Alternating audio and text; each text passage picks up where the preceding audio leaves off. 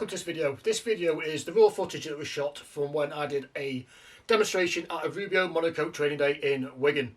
I did mention about Jason from Bourbon Moths and also Mike Alms from Alms. I'll leave links to their channels in the description. If you have any other questions, please also leave them in the comments. I will leave links to my other Rubio finishing videos in the description. Just to be clear, I'm no way endorsed or affiliated with Rubio at this time, so all these views are of my own.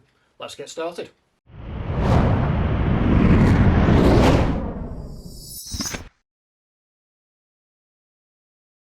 JCR joinery based out of Liverpool. As I say, I've been using Rubio probably 3.5–4 years.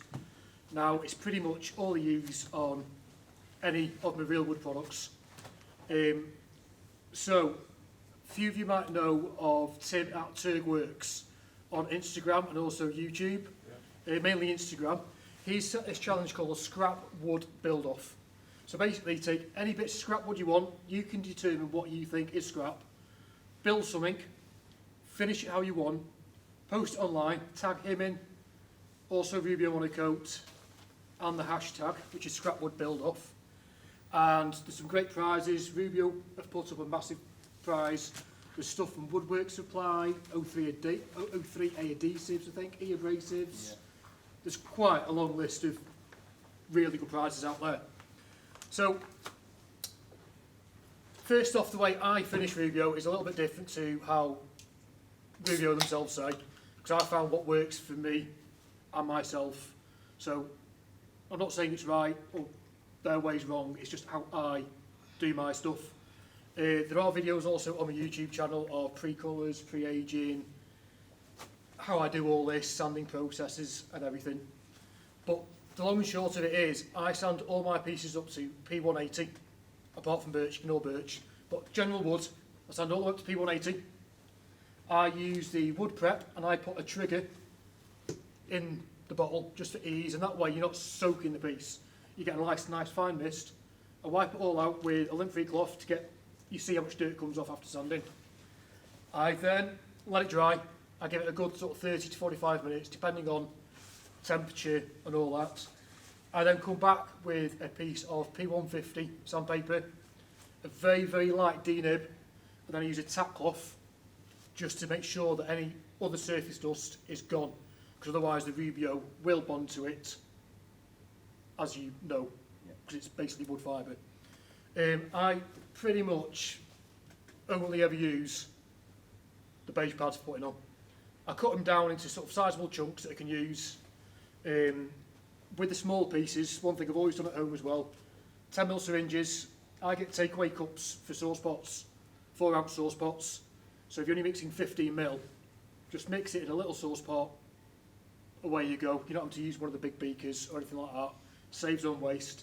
Likewise, if I'm only doing like a small piece, like just the top, I'd probably cut this into more like the sizes that you've been using for your samples today. And that's how I do all my stuff all the time. Again, the normal mixing procedure, mix it up. I always use the accelerator, just because it just seems silly not to really. Because obviously a lot of my pieces are commissioned and are for clients, because it's what I do for my main job and my living. So I've actually made 2 pieces as part of the scrap wood build off to sort of help promote my Tims. The first thing is I've started doing a lot of pattern ply. I got my inspiration from Mike Alms on Instagram, YouTube, known as Almfab. I speak to Mike quite regularly now because we've been bouncing a few ideas off each other recently. And it's a lot of work, don't get me wrong, but I just enjoy doing it. So this particular piece is just a quick one that I knocked up at the weekend to bring here. Because Richard very kindly gave me 2 weeks notice to make a couple of pieces to bring. It might have been 3 weeks, sorry. 3 weeks, yeah. 3 weeks, sorry. So this was literally all scrap from a local CNC guy. So I just went up, paid him about 20 quid, and I got half a van full of scrap birch. So if you want to see how you make the pattern ply, look at my YouTube videos. I'm not going to go into that. So I've just made this sort of wraparound edging on the top of the top, and on the front it's just got edging on the birch ply. And this piece actually has, I can't show you because it's not plugged in and the phone's got a case on. It's got a little tiny inset here. So basically the foam will slide up, click into place. It's got an Apple MagSafe charger built in here, so you don't have to have any nasty charges on show. So we're going to finish this in a second. I'll just show you this piece because I'll finish this piece off to the side later. So this is actually a piece of very, very green oak. Okay. I showed you a piece earlier, didn't I? And it was literally the same colour as the tablecloth there. Right. It was proper minging. I don't do wood carving. I just thought I'd try and do something a little bit different. So to do this, I mean, you can see it has actually got some splits in it because it was green, proper green, everywhere. Character. You what, sorry? Character. Yeah, well, I just thought I wanted to do something rustic, and green oak's rustic, so why not? So to make this, again, video will be on both of these build videos and the finishing part of this, which we'll edit out, will be going live on my YouTube channel at the weekends. But I'll say you've got to go and check out Works' scrap wood build off. It's really, really good. But I'll say to do this, I've basically got the Arbortech ball gouge, which attaches to a grinder. Just ground out the middle. Did a lot of swearing trying to cut out the teardrop shape because my bandsaw wouldn't cope with it. I had no way of doing it, so just did a lot of swearing and effing and jeffing. And then I used the Arbortech power chisel and just fluted, I believe it's called, the side. Basically just saved trying to make it look pretty. And that was it. Sanded up.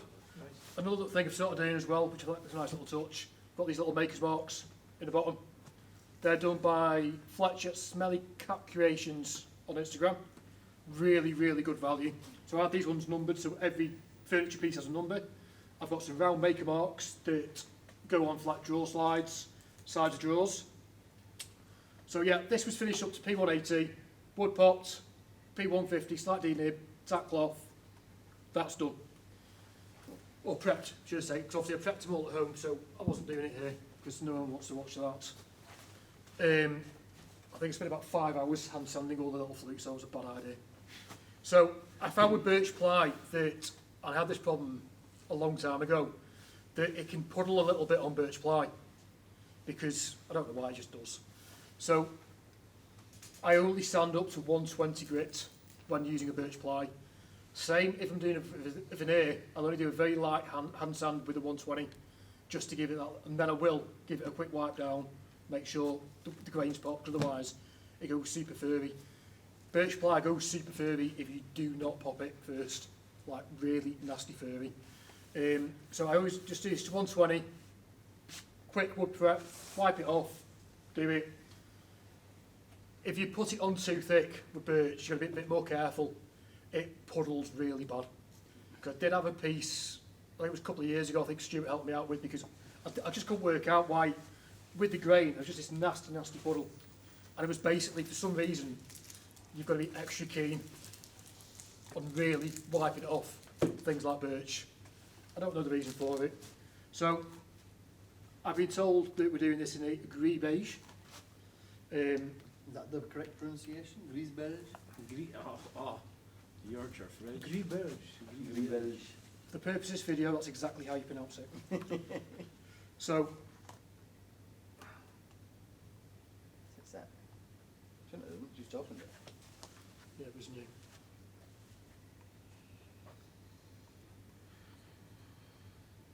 There you go. Just had a little bit of a film on it from, obviously. So when did you discover Rubio Monocoat? I think, I can't remember if it was someone like Jason at Bourbon Moths that mentioned it on one of his YouTube channels, or it might have possibly been the Mellow Talk group that I first started hearing about it. Obviously tried it, and First came to one of our training days, didn't you? yes, I'd already been using it for a while then, so I'd have been using it before a lot of the What's your YouTube channel? JCR joined me. Say that faster. Just did it. JC. JCR. See, that's the good thing when you do with video, you see I can slow it down because the frame rate per second, I can slow things right down after. Or you could just speak slower. Yeah. Doesn't happen. Nah, Hang on, he's from Liverpool. it's on Liverpool, Aye. yeah. No, so this is me seeking slow as well, actually. Yeah, so I used the 20mm tub. So I've just used 7mm the activator. I know it's not quite 100% right, but it's close enough. Now I know people do say that you can pour it directly onto the workpiece. Personally, I don't like that. Again, Yeah, I see people things do. Wouldn't recommend that on softer woods. No, but even still, even with any wood, I don't like pouring it directly onto the wood. I like starting off with my pad. And the reason I like the beige pad, is because I feel that you can really sort of get in with the grain. Now, especially with things like the free colours, I know you can, hypothetically, we can use rollers, microfiber pads and all that. Personally, the only thing I ever use for any application through trial and error are these grey pads. Even with the pre-aging. Even with the pre-age. So I did some doors at a client in Altrincham that Thomas very kindly passed me on details for. And I tried doing, that was a Mystic Brown, wasn't it? Pre-colour, yeah. So Mystic Brown pre-colour, and then it was going to be the 50% charcoal, no, 50% black, 50% chocolate as the top coat. Yeah. So when I first tried putting it on with a roller, 4-inch roller on the doors, and I just found that it actually it left watermarks everywhere, and it looked, for better words, shit.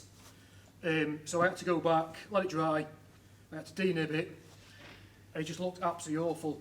And I ended up just using one of these pads rather than scrub it as a paint pad. And I just find it goes on so much easier. I find they allow it, the base pads allow you to spread a lot more evenly. Yeah, But especially with things like when you're working with some of the hardwoods. I know been doing a lot of work with oak and ash recently. I just find that it just skips over the top if you don't use a scrubby pad. The only problem is with using the scrubby pads is, especially if you're doing a large piece, your arms get very tired. How's it go on with the end grain? Like if you put a stain on end grain, it usually goes a lot darker than side grain. It does, but the thing is, that's all slightly. you're always going to get that regardless of Yeah. any finish or whatever. But But I I just do. wondered if this was a magic that No, just ever so slightly it does, but not too much, to be honest. it's not going too deep. No, No. put some on this, to be honest, and it'll be.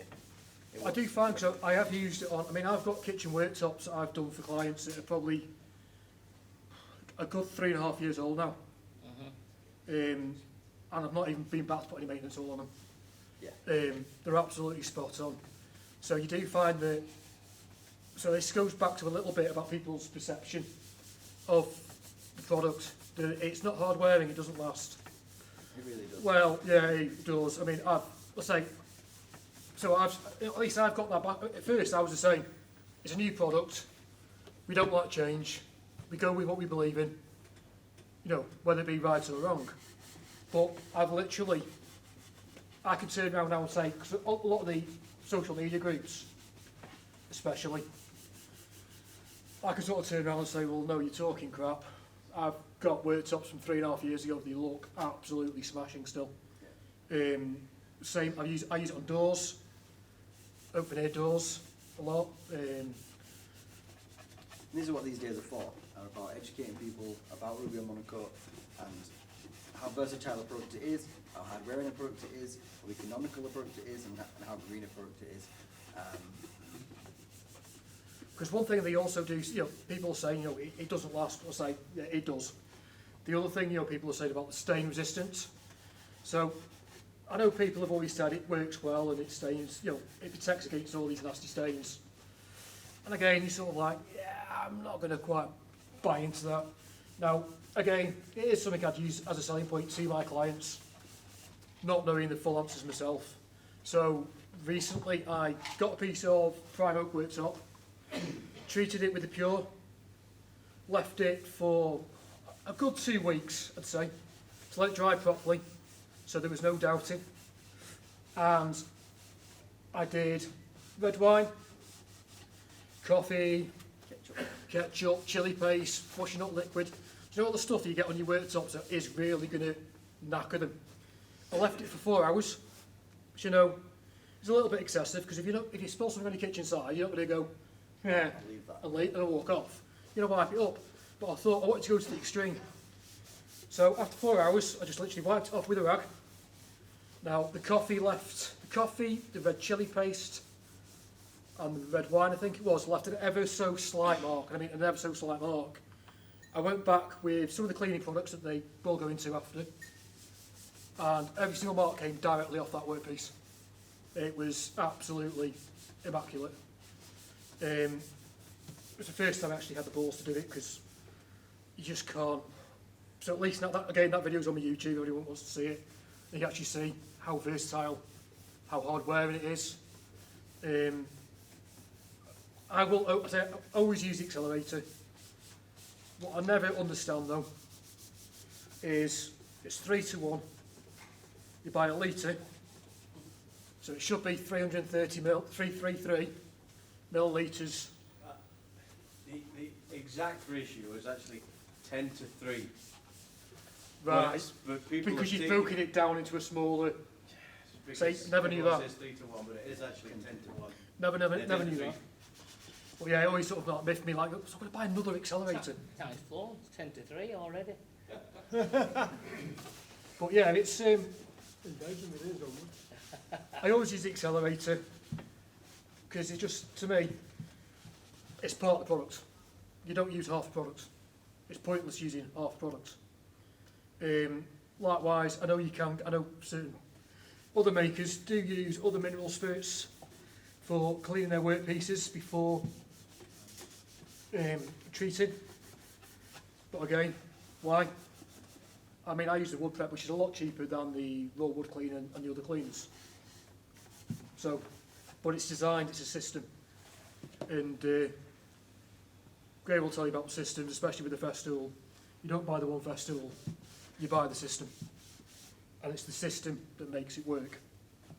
So there's no point skimping on these little things, in my mind. I'll say, it takes a long time doing a little bit like this. We are in Wigan, so I apologise. Yeah, there must be a game on I was going to later. say, yeah. I mean, I have noticed with Birch though as well that it does soak up a little bit more. So, although the guides for the amount of Rubio required per square meterage is on the websites and what have you, that's pretty accurate. I found if you're doing something like the likes of oak or ash, it's quite a good representation of meterage. I'd say generally Birch will take an extra 30% more quite easily. What you say, so say for instance a litre, you're probably getting 40 square metres out of a litre or 30? Well, it says 35, doesn't it, on the website, I think. What, for a litre? I can't remember which one. Which, is it 350? I can't remember now. I always check. I have to, just one thing, they even got it written down. So typically a litre or a plus 2C, if you're using it on oak or ash, will do approximately 50 square metres. That's right, yeah, that's the 45 one, yeah, so So yeah. if you're using it on something like birch ply, You get more closer to the 30 to 35 maybe. yeah. But the thing is, you're treating the piece once. I mean, I've not even wiped this off, I've not wiped it off. I'm going to turn it over and do the underside. It's hard wearing enough. It's fine. You do a lot in pattern ply. Why didn't you choose to sort of do your designs in pattern ply? I just literally, I think I was just bored or something one day. And Personally, I like it. I like the patterns. oh yeah, it was a video by Mal Callan on his Mike Alms YouTube. So I'll have a go at that. And I mean, the amount of work in pattern ply is ridiculous. I did a chest of drawers recently, so it's got 2 small drawers, like socks and pants, and then 2 larger drawers. And then the case was out of red oak, finished in Rubio, obviously. The whole piece took me something like 55 hours for making a chest of drawers. It probably took, to make the pattern ply for this particular piece, because even though I did throw this together at the weekend, I had already made the top, to be honest, and the edging. I'd say there was probably about 8 hours worth of pattern ply in this edging alone, on this one little piece. So it is very time consuming, but I do lots of hexagon styles, and it's just, I don't know, it's just one of those things that I really like doing, even though it's stupidly time consuming. Quite like this colour. This is actually the first time I've ever used this particular colour as well. Yeah, this is Grease Bear. Grease Beige. My favourite. Yeah. I do like the greys. I've used the silver grey an awful lot. Havana's another good one. Titanium grey. Use that one an awful lot. But yeah, I do particularly like the silver grey on this. I'm obviously bleeding because I've got a bit of blood on that one there. Oh no, should have worn some gloves, mate, because you're going to be, you know, Grease Bell's fingers all week now. It's alright. Connected, isn't it? That goes with the green, isn't it? Yeah. There's lots of red bits on me. Never mind. I'm not bothered. Anybody got any particular questions on my particular? Dry now. So, as they say, it's pretty sort of like, as it is, once it wipes it, buffed it off, I'd quite happily handle it and go put it somewhere to dry. It's because it's used the accelerator. So, because I've got it wrong, actually, because I questioned Thomas about it the other week, didn't I? Yep. So I believe it's 2 days is 80% dry and done. Up to 5 days to be 100% cured while using the accelerator. If you don't use the accelerator, I was always under the impression it was like a month. Apparently, it is actually twice. Yeah, just double it. If you don't use the accelerator, then just double the curing time. So 10 days if you don't use the accelerator. Yeah. But for me, Sorry, obviously depending on ambient temperature. If you're leaving Yeah. it in your garage and it's winter, Cold, yeah. I'll just sand these little bits of blood out after and top it up at home. Joe's been enjoying it, but he's got cuts on my hands. Can I ask a question about kitchen worktops? So Yes. in my day job, I'm a kitchen designer for B&Q. We sell quite a lot of natural wood worktops. Yep. And we have to recommend that we sand back every 6 months, retreat. So if you're using Rubio on that, you wouldn't need to do that. No. See, that's the. We don't sell Rubio, unfortunately, so I'm not sure if I can get away with caution. Yeah. So that's the sort of annoying thing about, to a point for some people with the Rubio, is because I do all my doors in Rubio as well.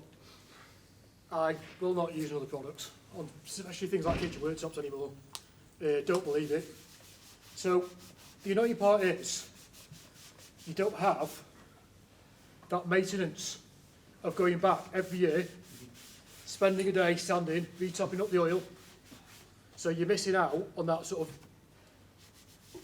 day's work every year, every single one you do. The beauty of using the Rubio is you don't have to go back every single year and do that really, really crap job of sanding worktop back. It's painful. And that's what puts people buying off the worktops sometimes. Absolutely, with the things like Yeah. the Osmos and stuff. And again with the Osmo. So I would give a new worktop 4 coats typically. So that's 2 days of messing about doing oiling. So Can I ask a question? When you did the worktop earlier, I thought you said it had to be wiped off in 5 minutes. The oil. Is this I'll- oil? this is exactly the same, it's just the way, as I say, I do it. You're not wiping it off then? I will be doing. All right. But I do, for something this No. size, ideally you leave it 3 to 5 minutes. Ideally, you can leave it longer. All right. If you leave it too It long, just gets harder to take off. yeah. So basically I find anything up to like 45 minutes, it's fine. You're fine. All right. But as you say, yeah, I'll get this my will, elbow greasing after. Your stopwatch had gone off at 5 minutes. well, Would that's you- coming up to 20 minutes now because I can see it on my screen time. So we'll probably need to move on now if that's all right. Yeah, with no, you, no, Frank. I just literally the last bit. I'll go and rub this off camera. Cool. That's fine, mate. Why do you said before you do it up to, so you do it to 150, 180. 180, On normal pieces of wood, But yes, then but you- not on birch. but then you nub back to 150? Yes. Why didn't you rub back to 180? It's because it's a tip that I picked up, to be all honesty, off Jason off Bourbon Moth, and I continue to do it that way. No, I just wonder why. It was you went to totally 180 and to utterly start with. Why then go I think you just, backwards? you just, Stone. you just lightly denib. Yeah, when I say denib, it's literally just a, Oh, yeah, lengthy yeah. cloth.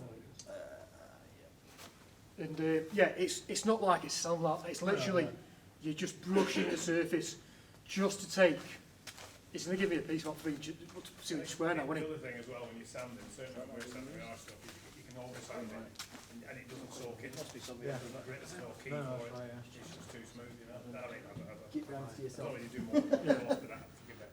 I'm learning about Monocoat today, so. So yeah, what you were saying about your worktop, so you go back to that. Yeah, so basically, I'll do the worktop in one day, one coat, in the morning. Ta-ra! Yeah. I'm out the door. Within a couple of hours, I'm out the door, job done. I don't have to go back to that client's house unless they have a serious accident with the worktops. So things like oven cleaner, bleachers, yeah, they're going to burn. Whatever you put on, that's going to burn. And you have to refinish, and you refinish the area. But they'll show you some amazing cleaning agents. You don't generally have to go back through and sand everything. I'll go get some out of my van in a minute, sorry. There's some Yeah. red ones over there.